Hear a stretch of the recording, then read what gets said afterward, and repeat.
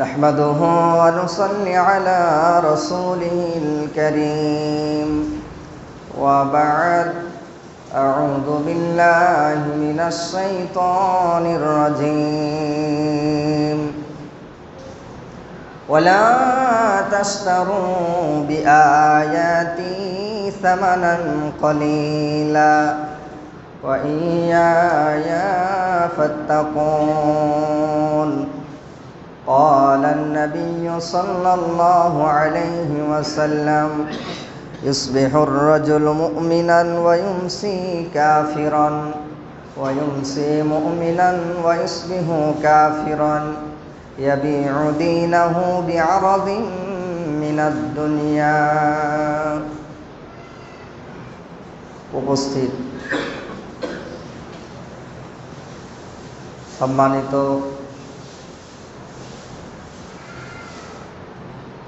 দিনী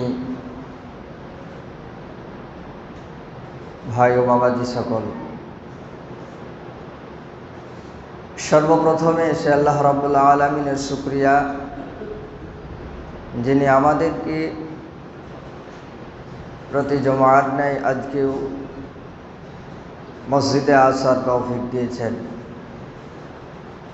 এজন্য সে মহান আল্লাহর দরবারে একবার সকলেই শুকরিয়া আদায় করি, সকলে একবার করি আলহামদুলিল্লাহ।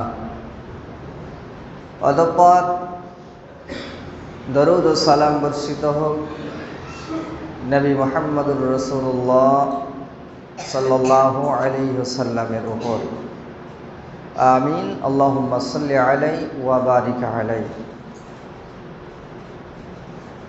সম্মানিত সুধী, আমি আপনাদের সামনে আজকে যে বিষয়ের উপরে কথা বলবো মনে করেছি, সেটি হলো বর্তমান সময়ে ঈমান রাখা অত্যন্ত কষ্টকর।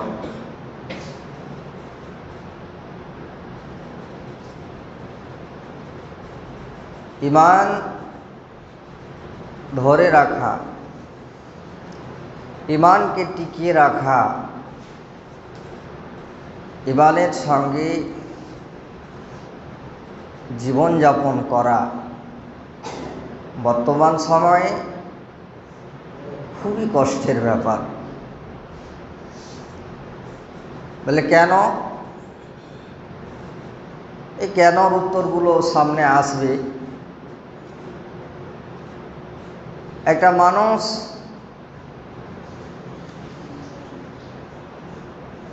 নেকির কাজও করছে, অপরদিকে গুনার কাজও করছে। দিনের শেষে যদি হিসাব করে দেখা যায়, তাহলে দেখা যাবে ও যতটুকু নেকির কাজ করেছে তার তুলনায় গুনার কাজটা বেশি হয়ে গেছে। ও সারা দিনে যতটুকু নেকি করেছে সেই নেকিটুকু তার ওই আমলের, ভালো আমলের বদৌলতে টিকিয়ে রাখতে পারছে না। তো ঈমান ধরে রাখা বর্তমান সময় অত্যন্ত কষ্টকর ব্যাপার। খুব চ্যালেঞ্জের সঙ্গে নিজেকে বুদ্ধিমত্তার পরিচয় দিয়ে ঈমানি হালাতে বেঁচে থাকতে হবে। আসুন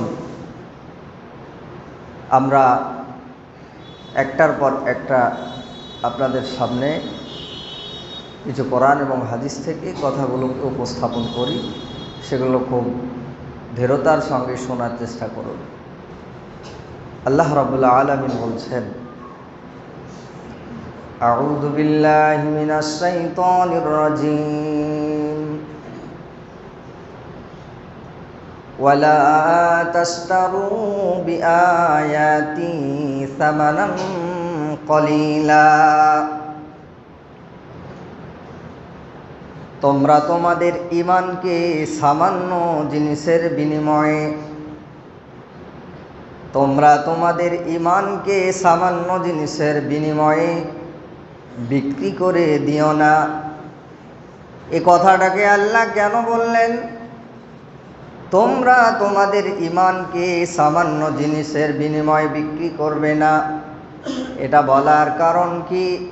এটা বলার একমাত্র কারণ এবার সবাই আমরা বুঝতে পারবো। একটা মানুষ ঈমান আনার পরে যখন তার ঈমানের সঙ্গে জীবনটা চালাতে না পারে, যখন ওর কাছে গুনাহগুলি খুব করতে সহজ হয়, নেকিগুলোকে যখন করতে ওর কষ্ট হয়ে যায়, যখন ও দেখে আমার স্বার্থে যদি আমার কোনো ঘা লাগে, স্বার্থে যদি আমার আঘাত লাগে, যদি আমার এই জিনিসটাতে এই কথাটাকে বলে যদি আমার স্বার্থ সিদ্ধি হাসিল হয়, তাহলে আমার স্বার্থ সিদ্ধিটা হওয়াটাই এটাই আমার জন্য বেটার, এটাই আমার জন্য ভালো। ঈমান চলে যায়, চলে যাক। এখন বর্তমানে মানুষ একটা কথা খুব প্রায়শই বলে চলেছে, সে কথাটা হলো কি, আরে ছাড়, ঈমান এই কথাটাকে ছেড়ে দে, এখন তো দুনিয়া কামাই, এখন তো দুনিয়াটাকে নিয়ে আমরা মাতামাতি করি, এখন দুনিয়াটাকে নিয়ে আমরা চলাফেরা করি, তারপর না হয় দেখা যাবে।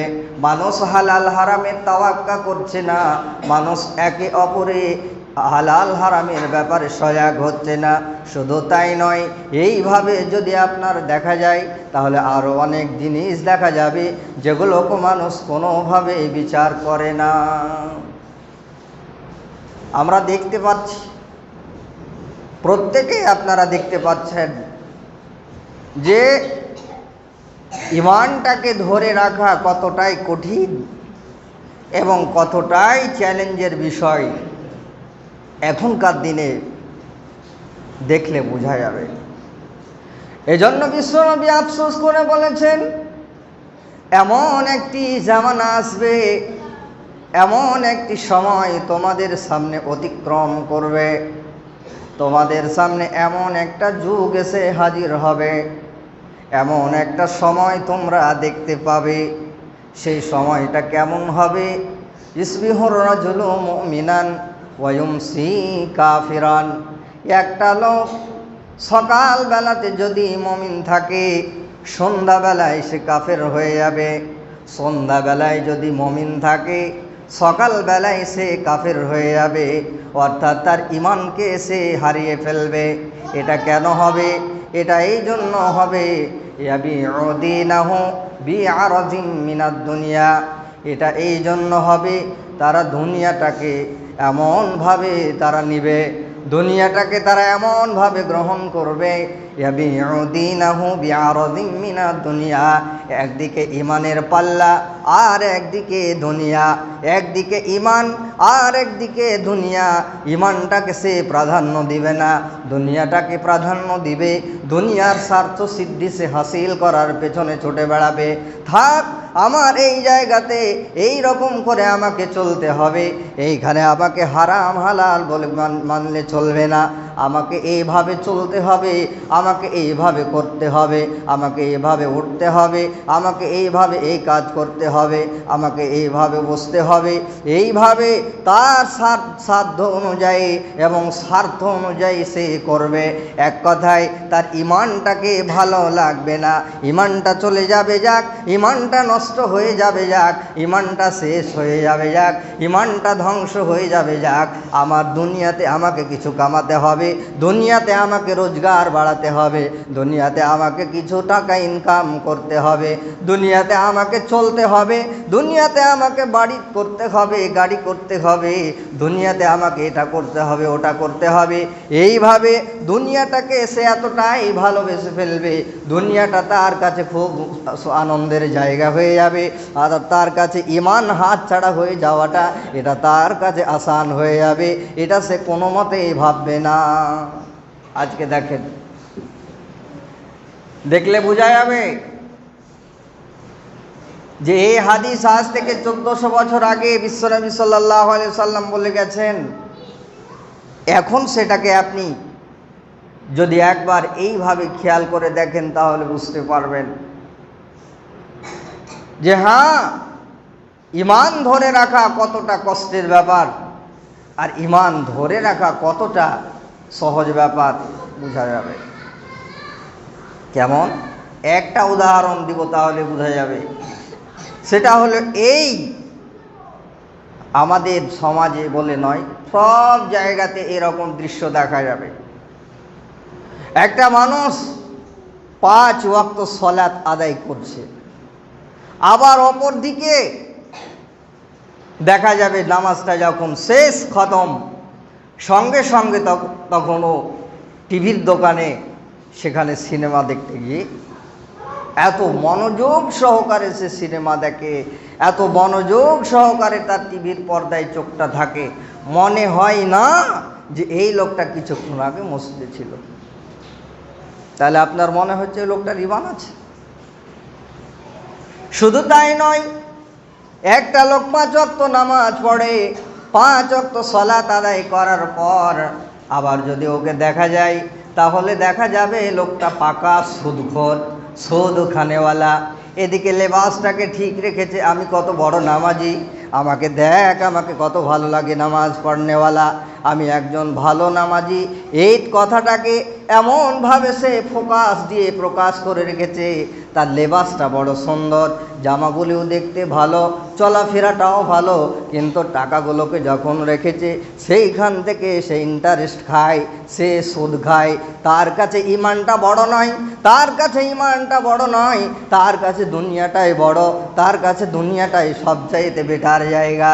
আল্লাহ বলেন, শোন, ওয়ালা তাশতারু বিআয়াতি সামানান কলিলা, তোরা সামান্য জিনিসের বিনিময়ে তোরা তোদের ইমানকে বেচে দিস না। আর এরা বলছে, না, আমরা সামান্য জিনিসের বিনিময়ে হলেও বেচে দেব, আমাদের ইমানটা চলে যাবে যাক, ইমানটা শেষ হয়ে যাবে যাক, কিন্তু আমাকে আমার জায়গাতে টিকে থাকতে হবে। ইমানটাকে ধরে রাখা খুব কষ্টকর ব্যাপার। পৃথিবীতে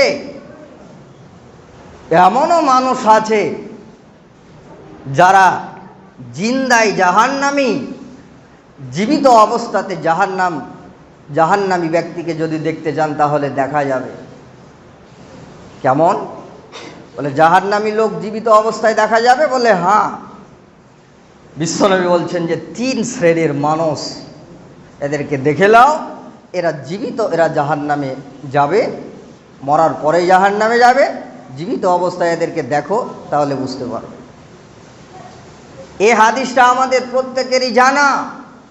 একদা বিশ্বনবী সাল্লাল্লাহু আলাইহি ওয়াসাল্লাম মেম্বারে যখন উঠছিলেন, তখন প্রথম সিঁড়িতে পা দিলেন, তখন বললেন আমিন। দ্বিতীয়বার যখন পাটা রাখলেন বললেন আমিন। তৃতীয়বার যখন পাটা রাখলেন বললেন আমিন। তো সাহাবায়ে কেরাম তারা নবীজির এই দৃশ্যটা দেখে তারা বুঝতে পারলেন না যে রাসূল এটা করলেন কেন, এর আগে তো করেননি। নবী সাল্লাল্লাহু আলাইহি সাল্লামকে একটা পর্যায়ে জিজ্ঞাসা করলেন, ইয়া রাসূলুল্লাহ, ইয়া হাবিবাল্লাহ, এটা করলেন কেন? নবী সাল্লাল্লাহু আলাইহি সাল্লাম বললেন, ওইখানে 3খানা কথা আছে, 3টা কথা বলবো না, তার মধ্যে একটা কথা আপনাদেরকে বলবো যে আমি যখন সিঁড়িতে পা রাখলাম তখন আমার কাছে জিবরিল আসলো, আসার পরে বলল, ইয়া রাসূলুল্লাহ, ইয়া হাবিবাল্লাহ, যারা তাদের মা বাপকে বৃদ্ধ অবস্থায় পেল অথচ তারা তাদের জান্নাত হাসিল করতে পারল না তাদের মাধ্যম দিয়ে, এদের নাকটা ধুলায় আপনার কিনা ভূষরিত হোক, এদের নাকটা মাটির সঙ্গে মিশে যাক, এই কথাটা আমি বলল। আর আমি তার প্রতি উত্তরে আমিন বললাম। বলে হ্যাঁ, একটা মানুষ, সেই মানুষটা তার 4 ছেলে 5 ছেলে, 3টা ছেলে 5টা ছেলে 7টা ছেলে এই রকম দেখা যায়, অথচ বাপ মা বৃদ্ধ অবস্থায় সে ছেলেদের কাছে খাবার পায় না, বৃদ্ধ অবস্থায় বাপ মাকে দেখে না, বৃদ্ধ অবস্থায় বাপ মায়ের খোঁজ করে না। একটা ছেলে তার বাপ মায়ের সামনে দিয়ে সুন্দর মাছ মাংস রান্না করে খায়, ভালো ভালো খাবার নিয়ে সেগুলোকে স্বামী স্ত্রীতে ছেলে মেয়ে নিয়ে আনন্দ করে, সেইখানে আপনার খায়, কিন্তু বৃদ্ধ অবস্থায় বাপ মায়ের খেয়াল করে না, বাপ মাকে এরা দেখে না, বাপ মায়ের এরা খেয়াল করে না। আর এইভাবে একদিকে বুড়া একদিকে বুড়ি, বুড়া বুড়া বুড়ি তারা কি করছে, একদিকে কোনো মতে রান্না করতে পারে না, কোনো মতে চুলোটাতে এভাবে আপনার জাল দিয়ে হাঁড়িতে আপনার কিছু চাল ফুটিয়ে তারা ওইভাবে অভাবের দিন গুজরান করছে, তারা ওইভাবে কষ্ট করে খায়। বিশ্বনবী বলেন, শোনো, যদি কোনো ছেলে এই রকম করে তার বৃদ্ধ বাপ মাকে দেখবে না, বৃদ্ধ বাপ মায়ের খোঁজ খবর নেবে না, এবং তারা ওই অবস্থায় থাকবে, আর ছেলে সুন্দরভাবে ভালো ভালো খাবে আর এইভাবে আরাম আয়েসে মেতে থাকবে, তাহলে দেখে লাও এই লোকটাকে তোমরা দুনিয়াতে জাহান্নামী, এই ছেলেটা জাহান্নামী, দুনিয়াতে জীবিত অবস্থায় জাহান্নামে মানে জাহান্নামী হয়ে ঘুরছে, এই লোকটা জাহান্নামে যাবে। আজকে সমাজের বুক দেখলে দেখা যায় এই রকম মানুষ অনেক আছে, যারা বাপ মা তাওয়াক্কা করে না, যারা বাপ মায়ের সঠিকভাবে খেয়াল করে না, বাপ মা বৃদ্ধ অবস্থায় কত কষ্ট করে দিন যাপন করছে, এটা কিন্তু ছেলেরা খেয়াল করে না। জীবিত জাহান্নামী একটা দেখালাম। নাম্বার 2, জীবিত অবস্থায় জাহান্নামী দেখবেন। আর একটা দৃশ্য দেখালেন, ওই লোকটাকে জীবিত অবস্থায় জাহান্নামী বলা যাবে যেই লোকটা কি করেছে, 5টা মেয়ে 4টা ছেলে, বা 3টা মেয়ে 4টা ছেলে, ছেলেদেরকে সব জমি জায়গাগুলোকে দিয়ে দিয়েছে, ভালো ভালো জায়গাগুলোকে ছেলেদের নামে মেয়েদের নামে দিয়েছে একবারে আপনার কিনা সে ক্ষমাগুলো, বা এরকমও হতে পারে ছেলেদেরকে জায়গাগুলো টোটাল সব দিয়ে দিয়েছে, মেয়েদেরকে জায়গা দেয় না। আজকে আপনি আমি দেখলে খেয়াল করলে পাওয়া যাবে, এই দৃশ্য অনেক দেখা যাবে। 1টা 2টো মেয়ে কাঁদছে না, এরকম হাজার হাজার লক্ষ লক্ষ মহিলা তারা কাঁদছে। ভাইয়েরা, তাদেরকে সঠিকভাবে জমির হিসাব দেয়নি, বাপ জমির হিসাব দেয়নি। এত বড় জমিওয়ালা ওই জমিকে ফাঁকি দিয়ে সে হজ করতে চলে গেছে, মেয়েদেরকে আপনার কি করেছে, মেয়েদেরকে হক নষ্ট করে দিয়ে তাদের হকটাকে ছেঁটে দিয়ে সে আবার হজে চলে গেছে। শুধু তাই নয়, এইভাবে আরো অনেক দৃশ্য দেখা যাবে। বিশ্বনবী বলেন, শোনো, মান কতা মিরাসা ওয়ারিসিহি কতা আল্লাহু মিরাসাতু মিনাল জান্নাহ, যে ব্যক্তি কোনো ওয়ারিসের মিরাসকে কেটে দিবে, সেই লোকটার জন্য আল্লাহ রাব্বুল আলামিন তার জান্নাতটাকে তার জন্য কেটে দেবেন, অর্থাৎ সেই লোকটা জান্নাতে যেতে পারবে না।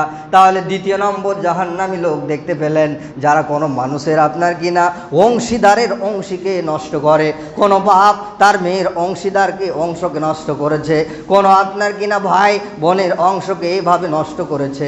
যদি এই রকম করে তাহলে দেখা যাবে এই লোকটা জীবিত অবস্থায় জাহান্নামী। এই লোকটা বেঁচে আছে তাই মনে হচ্ছে লোকটা ভালো, লোকটা কত সুন্দর, লোকটা কত ভদ্র, আর যখনই ওই লোকটা কবরে যাবে ওকে ফেরেশতারা ঠেলে জাহান্নামে ভরবে। নাম্বার 3 শ্রেণীর 3 নম্বরের জাহান্নামীটাকে দেখলেন, ওই লোকটাকে জীবিত অবস্থাতে জাহান্নামী বলা যাবে। সেটাকে সেই লোকটা হলো নিয়মিত শরাবখোর, যারা সবসময় মদ পান করে, মদ পান করতে করতে করতে মদ পান করতে করতে করতে তার জীবনটাকে একেবারে বিলীন করে দিয়েছে, জীবনটাকে সে শেষ করে ফেলেছে। মদ খেতে খেতে খেতে খেতে খেতে এমন অবস্থায় সে মদ খাওয়ার পরে সে মারা গেছে। আমি নিজেই দেখেছি একটা মানুষ, সে মৃত্যু মুখে মদ আপনার খেয়ে তারপরে মারা গেল। ছেলেকে বলছে, শোন আমাকে মদ নিয়ে এসে দে, আর মুখের এত বর্বর ভাষা, এত খিস্তি মেরে মেরে সে গাল দিচ্ছে। আর ওই অবস্থাতে তার একটা ছেলে যেমনই মদ নিয়ে এসে দিল, সঙ্গে সঙ্গে লোকটি মদ খেয়ে মারা গেল। যে বিশ্বনবী বলেন, যদি কোনো ব্যক্তি এই রকম হয়, মদ খেয়ে খেয়ে শরাব খাওয়া অবস্থায়, মদ খাওয়া অবস্থায় যদি কোনো ব্যক্তি মারা যায়, তাহলে জেনে লাও এই লোকটা জীবিত জাহান্নামী লোকটাকে দেখে লাও মরে যাবে, ওই লোকটা জাহান্নামের মধ্যে ঢুকে যাবে। আপনারা বলবেন, আমরা তো মদ খাই না, আমরা তো আর কিছু খাই, আমরা বিড়ি খাই, আমরা সিগারেট খাই, বা হয়তো কেউ খৈনি খাই, বা হয়তো আরো অনেকে যে যেমনভাবে গুল থেকে গুটকা থেকে যা আছে এগুলো খাই। তাহলে এগুলোর ক্ষেত্রে কি হবে? বলে, একটা লোক মদ খেলে যতটা গুনাহ হবে অতটাই গুনাহ হবে আপনি বিড়ি খেলে, অতটাই গুনাহ হবে আপনি খৈনি খেলে, অতটাই গুনাহ হবে আপনি জর্দা খেলে। মদ খাওয়াটা যত বড় অপরাধ, খৈনি খাওয়াটাই অত বড় অপরাধ। মদ খাওয়াটা যত বড় অপরাধ, গুল ঘষাটা অতটুকু অপরাধ, মদ খাওয়াটা যতটুকু অপরাধ, বিড়ি খাওয়াটাও ঠিক অতটুকু অপরাধ। একটা লোক সুন্দরভাবে মসজিদের বাহির থেকে বিড়ি খেয়ে চলে আসলো, আসার পরে আপনার কিনা সুন্দরভাবে উঁচু করে ওই লোকটা আবার তখন মসজিদে এসে নামাজে দাঁড়াচ্ছে। মনে হয় না যে ওই বিড়িখোরটা মসজিদে এসেছে, তখন ওর লেবাস দেখে মনে হচ্ছে যেন ফেরেশতা। আবার যখন মসজিদ থেকে বেরিয়ে গেল তখন মনে হচ্ছে যেন শয়তানের খালাতো ভাই, ওই লোকটাকে আর চেনা যায় না। এই রকমভাবে সে চলছে ফিরছে, এই লোকটা কোনো বাদ বিচার করে না, এইভাবে সে তার দিনাতিপাত করছে। বিশ্বনবী বলেন, দেখো যারা এই রকমভাবে নিয়মিত আপনার কিনা শরাব পান করে, যারা নিয়মিত শরাব খায়, এই লোকগুলো হলো জিন্দা জাহান্নামী। এভাবে তারা আসছে, আল্লাহকে ফাঁকি দিয়ে তারা মসজিদে দাঁড়াচ্ছে, মুখে তাদের এত গন্ধ, পাশে যদি কোনো ব্যক্তি থাকে মুখের গন্ধের জ্বালায় ওর নামাজটা হবে না। এইরকম আমরা দেখেছি, কোনো সময় হয়তো পিছনে দাঁড়িয়ে গেছি, পাশে এমন একটা লোক দাঁড়িয়েছে, লোকটা এত বড় পাক্কা বিড়িখোর, ওর বিড়ি খাওয়ার চোটে ওইখানে মনে হচ্ছে না যেন দাঁড়াতে পারবো, ওইখানে আপনার দাঁড়ানো যায় না। বন্ধু, একটা মানুষ যদি তোমার বিড়ির গন্ধ সহ্য করতে না পারে, তাহলে আল্লাহর ফেরেশতা কি করে তোমার ওই জায়গাতে দাঁড়াবে এবং এই দৃশ্যটাকে দেখবে? তুমি আল্লাহর ফেরেশতাকে কষ্ট দাও, তুমি আল্লাহর মাখলুককে কষ্ট দাও, তুমি এইভাবে মানুষকে কষ্ট দাও। অতএব হে হারাম খানেওয়ালা, হে নিশা করনেওয়ালা, হে নিশাখোরেরা, তুমি বিড়ি খাও বা সিগারেট খাও, মদ খাও বা যা খাও, এগুলো তোমাকে সব ছেড়ে দিতে হবে, এগুলো এক্ষুনি ছেড়ে দিতে হবে। ছেড়ে দিয়ে আল্লাহর বান্দায় নিজেকে নিয়োজিত করতে হবে, আল্লাহর বান্দা হিসাবে নিজেকে পৃথিবীর মাটিতে তোমাকে প্রতিষ্ঠিত করতে হবে। তিনটা জাহান্নামী দেখালাম, এবার জান্নাতি মানুষ কে গো? একটা দেখাই, সবগুলো দেখানো যাবে না। কোন লোকটাকে জীবিত অবস্থাতে আপনি দেখলে বলতে পারবেন যে এই লোকটা জীবিত জান্নাতি? এটা একটা দেখাই। বিশ্বনবী বলেছেন, যখন গভীর রাত হয়ে যায়, রাত যখন গভীর হয়ে গেল, মানুষ যখন আরামের ঘুম দিয়ে একেবারে বিছানাতে ঘুমায়, বিছানাতে আরামের ঘুম দিয়ে যখন মানুষ ঘুমায়, আর ওই রকম সময়ে আমার কিছু যারা গোলাম আছে, আমার কিছু বান্দা আছে, আমার কিছু খাস আবিদ আছে, আমার কিছু দাস আছে, আমার কিছু বান্দা আছে, এরা কি করে? রাতের ঘুমকে হারাম করে দিয়ে, রাতের ঘুমকে নষ্ট করে দিয়ে, রাতের ঘুমকে জলাঞ্জলি দিয়ে তারা আমার কাছে কান্না করে, আমার কাছে তারা ফরিয়াদ করে আর বলে, মাবুদ গো, গুনাহ করেছি, তুমি মাফ করে দাও। তাহাজ্জুদের নামাজে তারা আল্লাহর কাছে কাঁদে, তাহাজ্জুদের নামাজ পড়ে তারা আল্লাহর কাছে ক্রন্দন করে, তাহাজ্জুদের নামাজ পড়ে পড়ে তারা আল্লাহর কাছে চায়। হে মুসলমান, যদি কোনো ব্যক্তি এই রকম করে, তাহাজ্জুদের নামাজ পড়ে পড়ে পড়ে পড়ে তার জীবনটাকে এইভাবে চালিত করতে পারে, তাহলে দেখলেন এই লোকটা জীবিত অবস্থায় জান্নাতি লোক। জীবিত অবস্থায় যদি জান্নাতি লোক দেখা যায়, তাহলে এই লোকটাকে দেখলেন। বন্ধু, আবার আজকে তাহাজ্জুদ পড়নেওয়ালা লোক কম, কিন্তু তাহাজ্জুদ নামাজের মধ্যে কি মজা আছে, তাহাজ্জুদ নামাজের মধ্যে কতটা সুন্দর মধু ভরা আছে, যারা পড়ে তারাই জানে। আল্লাহ বলছেন, শোন, পৃথিবীতে যত সরকারি অফিস আছে, সমস্ত সরকারি অফিসগুলো যখন বিকাল হয়ে যায়, তখন একটার পর একটা সেটাকে গুটিয়ে ফেলে, বন্ধ করে দেয়। কিন্তু আমার যে অফিস, সে অফিসে যত রাত গভীর হবে, তত সেই গভীর রাতে আমার অফিস আরও তত ব্যস্ত হয়ে যাবে। আমার অফিসে তোরা চাইবি, আমার কাছে তোরা চাইবি, আমি তোদেরকে ক্ষমা করব, আমি তোদেরকে মাফ করব, আমি তোদেরকে ক্ষমা করব, আমি তোদেরকে জাহান্নাম থেকে মুক্তি দিব। আল্লাহ বলেন, বান্দা কি চাইবি চা, হে গুনাহগার নেওয়ালা, তোরা কি চাইবি চা, কার কি প্রয়োজন তোরা আছে নে। যারা আপনার কিনা এইভাবে আল্লাহর কাছে তাদের নিজের আপনার কিনা এই জিনিসগুলোকে যারা ব্যক্ত করে, নিজের প্রয়োজনগুলোকে যারা আল্লাহর কাছে খুলে খুলে বলে, আর যারা তাহাজ্জুদের নামাজের মুসাল্লাতে এইভাবে ক্রন্দন করে, এই লোকটা একটা ভালো লোক এবং এই লোকটা হলো জান্নাতি মানুষ। এই লোকটাকে দেখলেন যে এই লোকটা একজন জান্নাতি মানুষ। যদি এরকম কোনো ব্যক্তিকে দেখেন, তাহলে আপনি জেনে নিতে পারেন যে আমি একজন জান্নাতি মানুষকে দেখলাম। তাহাজ্জুদ নামাজ ফরজ নামাজই তো পড়ি না, তো তাহাজ্জুদের সলাৎ কিভাবে পড়ব?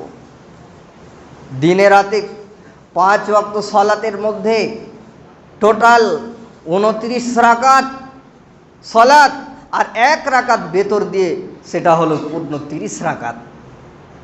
তো এই 30 রাকাত নামাজের মধ্যে দুটো করে সাজদা যোগ করলে কত হয়? 60 খানা সাজদা হয়। আর এরই মধ্যে আমরা দেখছি যারা নিজেকে এখনো ইমানদার বলে দাবি করছে, এরা বলছে আমাদের ইমান আছে, ইমান আছে বলে তোই মসজিদে এসেছি। এই লোকগুলোই কত হচ্ছে আপনার 7 দিনে 30 রাকাত করে সে নামাজকে খেয়েছে প্রতিদিন, অর্থাৎ ডেলি 60টা সাজদাকে সে হজম করেছে। 60টা সাজদাকে হজম করার পরে আজকে পাগলা খাবার মতো শুক্রবারে এসে হাজির। ওকে দেখে বোঝা যাবে না যে ওর মধ্যে ইমান নাই, এ কথা বলা যাবে না। বেশভূষা লেবাস দেখে মনে হবে যে ওর মতো পাক্কা সাচ্চা ইমানদার মনে হয়। আজকে এই কুচগিরিয়ার মাটিতে নাই। আসুন আমরা গুনাহ থেকে নিজেকে বাঁচার চেষ্টা করি, গুনাহ থেকে ফিরে আসি, ইমানি হালাতে আমরা জীবন যাপন করি। ইমানি হালাতে জীবন যাপন করলে মজা আছে। কি মজা আছে? হযরতে ওমর ফারুক রাদিয়াল্লাহু তাআলা আনহুর মতো লোক, যার অতীত ইতিহাস সকলের জানা, এহেন কাজ ছিল না যে তিনি করেননি। এই লোকটি বলতেন, যখন আমার কাছে ইসলাম ছিল না, যখন ইসলাম কি জিনিস আমি বুঝতে পারিনি, ইসলামের আলো যখন আমার কাছে পৌঁছায়নি, তখন আমি যে অন্যায়গুলো করেছি, আমি সুদ খেয়েছি, আমি দাগাবাজি করেছি, আমি মদ খেয়েছি, আমি মূর্তি পূজা করেছি, এগুলো করেছি। আর যখন আমি ঈমান এনেছি, ঈমান আনার পরে আমার সম্মান বেড়ে গেল, আমি উমারকে উমার হিসাবে সবাই চিনে নিল। শুধু তাই নয়, ইসলাম এসেছে বলে আমাদের সম্মান বেড়েছে, আরবের লোকদের সম্মান বেড়েছে। বলে কেমন আরবের লোকদের সম্মান বেড়েছে? আরবের লোকেরা কত সম্মানী, আরবের লোকেরা কত ইজ্জতওয়ালা, আরবের লোকদের আল্লাহ কত সম্মান দিয়েছেন। বন্ধু আমার, আপনি আমি তাদের দিকে দেখলে একটিবার যদি খেয়াল করি তাহলে বুঝতে পারবো যে আল্লাহ তাদেরকে কতটা সম্মানী করেছেন, তাদের কত সম্মান দিয়েছেন, তাদের কত ইজ্জত দিয়েছেন। আমরা খেয়াল করলে বুঝতে পারবো। কেমন? এখানে অনেক মানুষ আছেন তারা হজে গেছে, তো সৌদি আরবের বুকে যখন মসজিদে আজান হয়, হাইয়া আলাস সালাহ হাইয়া আলাল ফালাহ বলে যখন মুয়াজ্জিন আজান দেয়, সমস্ত ব্যবসায়ী তাদের দোকানের শাটারটাকে একটু নামিয়ে দিয়ে দোকানটাকে খোলা অবস্থায় রেখে তারা সলাতে অর্থাৎ নামাজে চলে যায়। এখন এই কুচগিরিয়া অর্থাৎ আমাদের গ্রামের মতো যদি মোটা বুদ্ধির মানুষ হতো তাহলে কি বলতো? আরে এদের মতো পাগলা খ্যাপা কেউ আছে? লাখ লাখ টাকা, কোটি কোটি টাকা আর এত সোনার গহনা, তাও দোকানে শাটার দেয় না, তালা দেয় না, খোলা রেখে চলে গেল। ইসলাম এসেছে বলে তাদের এই রকম সম্মান হয়েছে। ইসলামটাকে যখন কেউ মেনে নেবে তখন ওই লোকটা চোর হতে পারবে না। ইসলামটাকে যখন কেউ মেনে নেবে ওই লোকটা সুদখোর হতে পারবে না। যখন ওর মধ্যে ঈমান থাকবে ওই লোকটা হারামখোর হতে পারবে না। আমরা দেখেছি অনেক মসজিদে আপনি নতুন জুতা পরে যাবেন, জুতো পরার পরে মসজিদের বাইরে আপনি জুতোটাকে রেখে দিলেন, যে আপনি মনে মনে ভাবছেন যে আমার জুতোটাকে এইখানে রেখে দিই তাহলে ভালো থাকবে। নামাজ পড়ে আপনি দেখছেন যে এমন একটা জুতো আপনার রেখেছে, মনে হচ্ছে যেন 35 বছর কেউ জুতাটা পরেছিল। ওই রকম জুতাটাকে রেখে আপনার ভালো স্যান্ডেলটাকে, আপনার ভালো জুতাটাকে সে সরিয়ে ফেলেছে। এই তো হলো অবস্থা। এরাও বলে আমরা মুসলমান, নতুন জুতা যদি পায় তাহলে আবার নিয়ে মারধর। এরা আবার এইরকমভাবে চুরি করে, এইভাবে জুতাটাকে তারা টান মেরে দেয়। কিন্তু সৌদি আরবের বুকে দেখেন তারা ইসলামটাকে কেমন বুঝেছে, ইসলামটাকে তারা কেমন ভেবেছে, যে তাদের মধ্যে ইমানি জাজবা এমন, তাদের মধ্যে ইমানের বৈশিষ্ট্যগুলো এমন আছে, তাদের কাছে সেইখানে চুরি হয় না, সেখানে ব্যভিচার হয় না। সেইভাবে আপনার কি না হার অনেক অত্যাচার থেকে, হার অনেক গুনাহ থেকে তারা তাদেরকে বাঁচিয়ে রেখেছে। অতএব যদি ইমানটাকে আনতে হয়, যদি ইমানটাকে আমাদেরকে আনতে হয়, ইমানটা তাদের মতো আনতে হবে যারা আল্লাহর রসুলকে স্বচক্ষে দেখেছেন। সাহাবায়ে কেরামরা যেমনভাবে রসুলের প্রতি ঈমান এনেছেন, আমাদেরকে ঠিক অনুরূপভাবে ওই রকমই ঈমান আনতে হবে। আর একটা কথা বলে খুতবা শেষ করব। কথাটা কি? কথাটা হলো এই, হযরতে আবু সুফিয়ান রাদিয়াল্লাহু তাআলা আনহু এর ইতিহাস আমাদের সকলেরই জানা। এই কথাটাকে আপনারা খুব ব্রেনে ভরে রাখেন। কথাটা এত দামি কথা, এত গভীর কথা, তিনি তার জীবদ্দশায় বলে গেছেন। আবু সুফিয়ান ঈমান এনেছিল কখন? যেদিন মক্কা বিজয় হয়, ফতে মক্কার দিনে তিনি ঈমান নিয়ে এসেছিলেন। আর ঈমান আনার পরে তিনি বেঁচেছিলেন কতদিন? মাত্র 7 বছর। ঈমান আনার পরে, মুসলিম হওয়ার পরে তিনি মাত্র 7 বছর বেঁচেছিলেন। এই আবু সুফিয়ান যখন মৃত্যুর কোলে ঢলে পড়ছেন, মারা যাবেন, ছেলে মেয়ে স্ত্রী তারা কাছে এসেছে। আসার পরে ছেলেরা কাঁদছে, স্ত্রী কাঁদছে, আমি আমার আব্বাকে হারাবো। স্ত্রী ভাবছে আমি আমার স্বামীকে হারাবো। এমত অবস্থায় আবু সুফিয়ান তাদের দিকে আঙ্গুল উঁচা করে বলছেন, হে আমার স্ত্রী, হে আমার সন্তানগণ, তোমরা শোনো, তোমাদেরকে আমি একটা কথা বলতে চাই। বলে কি কথা? বলে কথাটা হলো এই, আমি 7 বছর ইসলাম কবুল করেছি। আমার মুসলমান হওয়ার বয়স হলো মাত্র 7 বছর। 7 বছর হলো আমার ঈমান নিয়ে আনার বয়স। এই 7 বছরে আমি কাবিরা গুনাহ তো দূরের কথা, আমি বড় গুনাহ তো দূরের কথা, আমি আবু সুফিয়ান আমার দ্বারাতে একটা ছোট সাগিরা গুনাহ পর্যন্ত হয়নি। এতটুকু ছোট গুনাহ আমি এই 7 বছরের জীবনে আমি করিনি। আমি আজকে আল্লাহর কাছে যাচ্ছি, আজকে আমি কবরে যাব, আজকে তোমরা আমাকে কবরে শোয়াবে।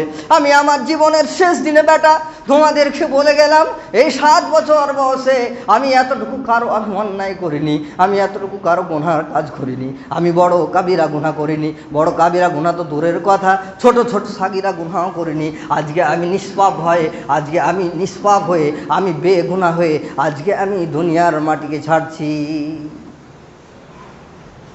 আপনি আমি একবার নিজের জীবনে খেয়াল করুন, তাহলে দেখতে পাবো আমরা এমন গুনাহগার মানুষ। চলতে ফিরতে সব জায়গাতে গুনাহ, হাঁটতে গুনাহ, বসতে গুনাহ, খেতে গুনাহ, সব জায়গাতে গুনাহ। এত গুনাহর পাহাড় হয়ে গেছে, এত গুনাহ করে ফেলেছি যে গুনাহ করতে করতে করতে করতে নেকির কাজগুলো আমরা আমাদের চোখ দিয়ে দেখতে পাই না। আমরা গুনাহ করে করে করে করে করে আমরা নেকির দরজাগুলোকে আস্তে আস্তে বন্ধ করে দিচ্ছি। শিক্ষিত সুধী, আমি আপনাদের কাছে বলতে চাই, আসুন আমরা ঈমানি হালাতে জীবনযাপন করি। চরম সংকটময় মুহূর্তে এটা এমন একটা সময়, এই সময়ে ঈমান ধরে রাখা অত্যন্ত চ্যালেঞ্জিং বিষয়।